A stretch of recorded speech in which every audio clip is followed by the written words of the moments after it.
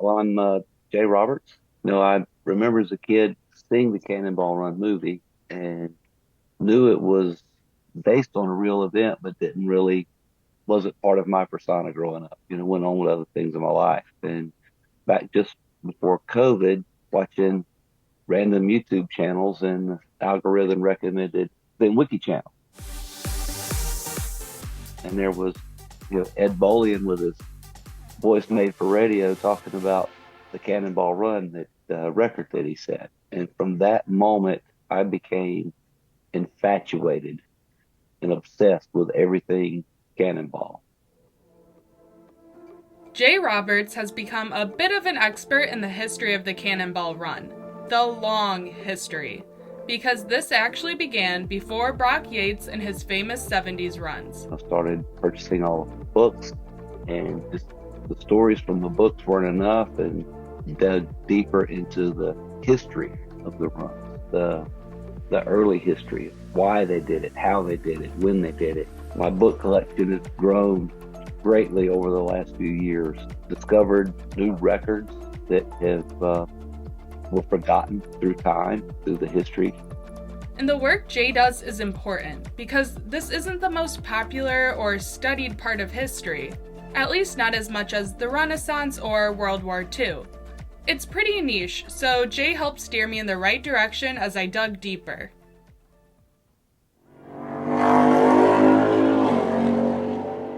Welcome to the Cannonball Podcast. Are you ever going to compile all your... Because I don't know if there is just a book on transcontinental racing, unless I'm just missing it. There's a couple. Let me grab them real quick.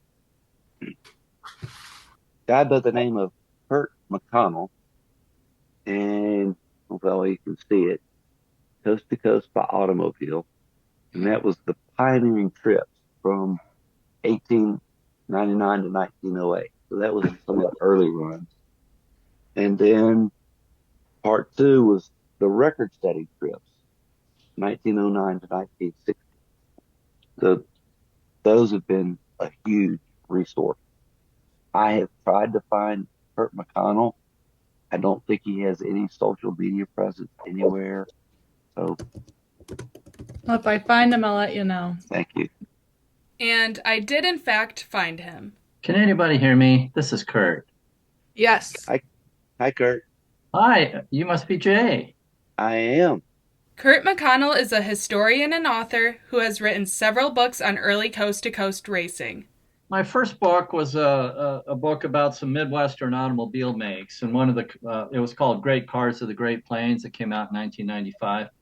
And so one of the cars I wrote about was a fairly tiny company in a tiny town in Iowa, Grinnell, Iowa, and it was Spalding Manufacturing. So I can't remember the exact date. I think it might have been 1906, so fairly late as far as an entry into the automotive market goes.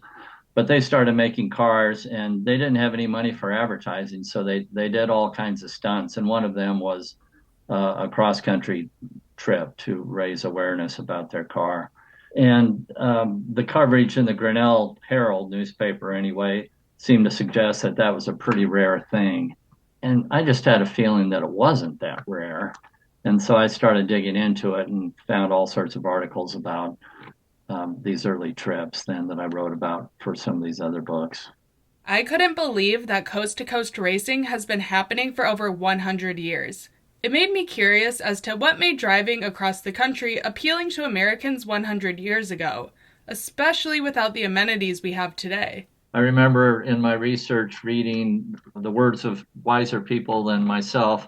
I guess, trains would get you from one place to another, but it was always on someone else's schedule. You had to have the timetable. You had to be there. There are scheduled stops. You couldn't get off if you saw something you liked. So an automobile, a buggy or a wagon would do the same thing, but you can only go so many miles in a day that way.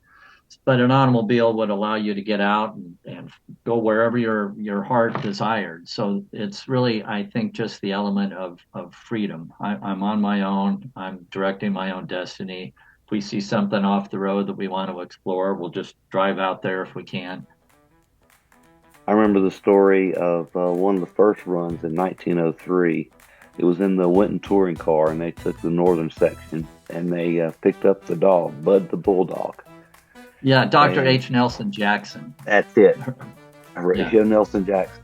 And they stopped in Iowa, and the people there had never seen an automobile before.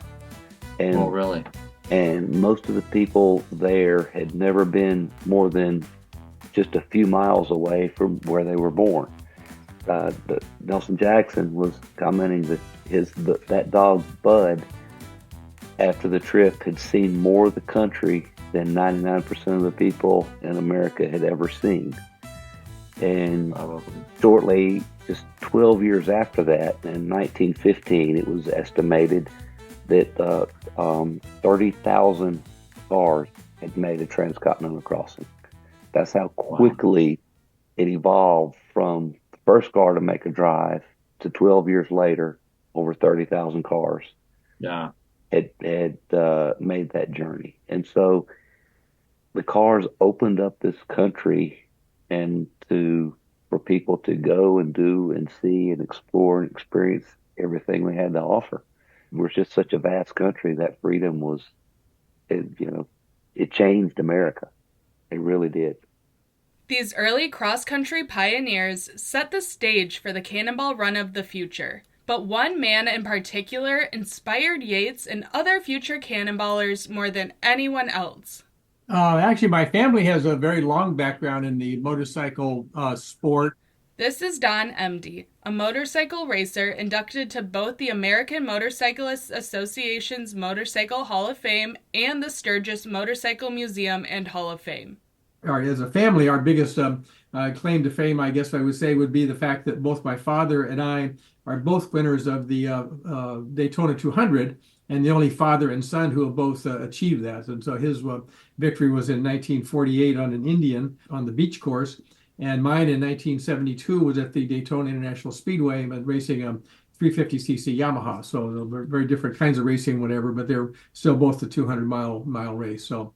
Now, Don isn't the man who inspired the Cannonball Run, but he does know a lot about Erwin George Cannonball Baker, who is, if you haven't guessed it, the namesake of the Cannonball Run. I've been doing these history books, and we've done about 6 books now, and I'm working on a 7th book, in fact, right now. But one of them was the history of Cannonball Baker and the cross-country ride. Cannonball Baker was a motorcycle and automobile racer, famous for his record-setting coast-to-coast drives in which he was paid to promote various manufacturers. As Jay puts it, back then, it wasn't so much about setting records. A few of them did set records, but it was mostly just proving that, the automobiles, the vehicles they were using, could survive the trip from one side of the country to the other. Manufacturers would come to him wanting him to make a drive for the publicity, and he would look at the vehicle, and his motto was, I set a record or I don't get paid. He actually charged a fee to these companies to make these runs, pretty substantial fee. But if he wasn't 100% certain that the vehicle could survive the trip, make the trip, he told them no, sorry, and explained to them why. That their vehicle just wasn't well built enough or wasn't quality enough to survive the trip. And so he turned down just as many as he accepted. Yeah, he's done roughly 140 transcontinental drives for various manufacturers. Baker's first record was set in 1914, riding coast to coast on an Indian motorcycle in 11 days. I was able to collect many years ago a booklet that the Indian Company had put out in 1914, which was the whole log of Cannonball Baker's first ride from San Diego to New York. He kept a diary of the whole ride, and it was actually published. The whole story was published in a number of the magazines in those years, but also Indian published this little booklet. And I was just going through my things one day, and I saw the booklet, kind of started, I hadn't looked at it for a while, started really reading it. And I finally just thought, that would be so cool now to figure out, of what was it showed, what towns where he started and stopped every night on it was about a 13-day trip across the country. Probably 11 and a half days, I think it was altogether, 11 and a half. After his record-setting transcontinental ride in 1914, A New York newspaper writer gave him the nickname Cannonball, comparing him to the Cannonball Express train of the Illinois Central. By the end of his career, he racked up 143 cross-country runs. That's more than 550,000 miles in all. I knew where he started and stopped every day, so I was trying to go through and figure out, well, what roads are still there and all of that, and it finally kind of turned into a project. And as I had noted in the book, I got some friends at KTM lent me and another friend some adventure bikes for a couple of years, so we could use to go out even in the California desert and try to find what roads were really still there. And in most cases they weren't there anymore, but there was either been converted into a paved road, or it just, in a whole different area. But we tried to find it, it took us about a year of work to all the way from California all the way to New York, what the roads and the routes were that he was on. And we did that. And then as the book, tells on the 100 years to the day that when Cannonball Baker had done his cross-country ride in 1913, in 2013, we were off on our way with about 25 of my friends, and we just kind of stayed on that same pace, and we did that same ride again all the way from San Diego to New York City. Don's recreation of Cannonball's trail was difficult, but Baker's ride seemed grueling. It's easy to forget that he made this cross-country run before modern roads, the highway system, and even gas stations. He was very well prepared. He did actually have a couple of places along the way where he knew there were some Indian motorcycle dealers. And so he made some stops and a few things along the way, probably getting chains adjusted and various things. Even things like gasoline.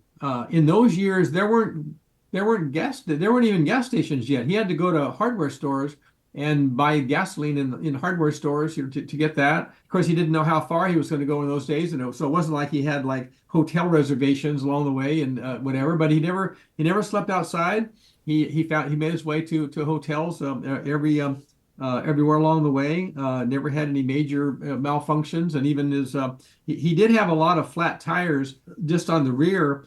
And when he got over into the central part of the country, particularly around on the Santa Fe Trail, and it was called the National Road, which these days is U.S. Highway 40. He had I think 3 flats in one day, so he had to carry a little bit of the equipment with him, a little pump and a few things to actually fix a flat. But he was able to make it. I think he even pointed out that when he made it all the way to New York City, that the front tire still had, he said, the same air in it that had left San Diego with. So he never had a flat front, but he had numerous rear flats. But I think he was a pretty good mechanic, and he carried some hand tools with him and a few things. But he was absolutely by himself. I'm not sure I would have wanted to do it by myself. Although Don knows a lot about Cannonball Baker, he is less in tune with the Cannonball run of today, except for the fact they don't even spell it the same. I don't know if you've noticed or not. They call it Cannonball with one word, as opposed to Erwin Cannonball Baker's 2, space between cannon and ball. But it was an intentional choice, as Brock Yates explained in his book. I had dropped the Baker from the title, concerned that somewhere, somehow, a relative of the late endurance driver might take umbrage at our use of his name, although he had always spelled it Cannonball, which in legal terms separated my event from his legacy, according to people who knew the law better than I. Something to note is Don's connection to Baker actually goes all the way back to 1948, when his father, Floyd M.D., met Baker in Victory Lane at the Daytona 200. And he had become the kind of the racing director of NASCAR. So he was at the race, and we have even some photos of him in Victory Lane with my father and my mother and some other people, a mechanic and things, and also the president of the Indian Company was in one of the pictures with him, and as was Cannonball Baker. So yep, he was there, and my father got to know him a little bit. The thing is, these early automobile adventures couldn't stay the same forever. The pioneering days, the excitement of the challenge of trying to drive coast to coast had changed to the point where, I guess it was nostalgic for the good old days at that point. And so I think I like the idea of the modern trips, but it's a different kind of a race. You're not racing daylight, for instance. The acetylene headlights are so bad that most people early cross-country drivers wouldn't even attempt to drive at night. They would just camp and fix the car. and go on the next morning at first light. So I think the challenges are really a lot different. Now you're battling fatigue. You're to some extent, I guess, battling truckers who might want to block your path, or you're battling police officers who would love to write you a ticket for driving over 100 miles an hour. I mean, the nature of the beast has changed, but still, I guess there's this draw. People are still wanting to get in their automobiles and somehow make a mark. A bit of Cannonball Baker's spirit does continue on today, and in a way you might not expect. We have the modern era that Brock Yates started in 71. And there's a spirit of that, of where you make the ride across country as flat out, fast as you can go, get the best time you possibly can, go for speed. I call it the Yates era. Then you have what I call the Baker era, which he was just trying to finish, when he first started, just to prove that it could be done, and along with all the other drivers at that time. And, in the early 19 teens, then they started pushing for time, to slowly improve the times. And it went from taking, 50 some days in 1903 to 54 hours 30 years later. 10 years later, it took less than a week, from the first run in 1903. In 1910, 1911, they were doing it in 6-7 days. What we're seeing now, in some ways, with the advent of modern technology, we're seeing a little bit of that Baker era coming back to life, like the EVs, to prove that the technology works, that it's viable. People don't need to be scared of it. Right, and I like the way you circle back around. There are new technologies to be proven by coast to coast run. Erwin Baker went across hundreds of times. And every time he went in a different car with some incremental improvement in internal combustion, or the size of a gas tank, or a gas station opened, or a road was built, his time fell dramatically. This is Alex Roy again, 2006 Cannonball record holder. If one took a chart of his times and how often they fell, and then overlaid that with the early days of electric records, which began 15 years, 20 years ago, you could see that the cliffs every 6 to 12 months of record breaking, they track.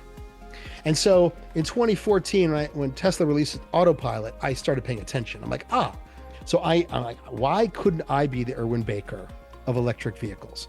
And that is how Alex Roy helped pioneer alternative vehicle records for the Cannonball Run. So I began breaking records in Teslas. It was the only electric car that could at the time. And set the electric Cannonball in 2014, and again in 2015, and again in 2018. And the times fell dramatically each time. And our progression tracked Erwin Baker's progression using gas stations and internal combustion 100 years later. And so I didn't see anyone else trying. And it seemed very clear that this was a great demonstration of what future tech could do. And I thought it seemed that one could predict that electric vehicles would break gas times within 10 to 12 years. And as Tesla Autopilot began to improve, I thought eventually a semi-autonomous record was possible, and potentially a driverless record. And so it took another 5 or 6 years before anyone else emerged thinking about it this way. And so there's a guy named Kyle Connor who's doing electric records now. There's a guy, and there's Jay Roberts who did the semi-autonomous record. But it's a very different challenge, because you are taking something that is fully understood and trying to do it better. That is hard. Taking something that is not fully understood and trying to push the envelope of what is known, to me, is a much greater intellectual challenge. I think the solar car Cannonball record is maybe the purest expression of the Cannonball today. I got my first real introduction to the Cannonball Run in 2021 when a group of guys from my hometown built a solar car and went to New York to set a new kind of Cannonball record. They built it themselves. They had no one to call, no help. There's no 911 or emergency number. There's nobody. There's no Brock Yates around it to help them at all. If they had called me, I would have encouraged them and helped them any way I could. But they didn't even know who I was. They were completely on their own. And like a submarine making its first trip under the Antarctic ice pack with no way of surfacing. These guys just got in and did what it took to get that car across the line at any speed. So the convergence of, bravery and intellectual curiosity and like American gumption, there's no better example than that Solar Cannonball team. I love those guys. The Solar Cannonball is a whole different beast. Self-built, no help, no safety net. But we'll dive deeper into that in the next episode. And I don't know how familiar you are with Cannonball Baker, who it's named after, but over 100 years ago, he set a record on a motorcycle, which you guys are classified as, technically, right? Yeah. Did we beat him? This series was created and produced by Mallory Keenoy, executive producer Tom Keenoy, voice actor Rob Reed via Voice 123. To the Cannonball community, past and present, thank you for keeping the legend alive and proving that tradition and responsibility can share the same road. Special thanks to our Patreon supporters for helping make this project possible. An extra shout out to the Cannonball Sun Solar team, the ones who first sparked this journey. Select archival audio and materials were used under fair use for commentary and historical context. This series was inspired by the many stories, films, and records that have kept the legend of the Cannonball Run alive for generations. Music licensed through Foxy Music. Additional production support from Walter Garrity and Jay Roberts. And a shout out to Jay for his own Cannonball records, including the non-stop record and various semi-autonomous records. Thanks for listening. You can find us at the Cannonball Pod on Instagram, Facebook, YouTube, or wherever you get your podcasts. Follow, like, and subscribe for more.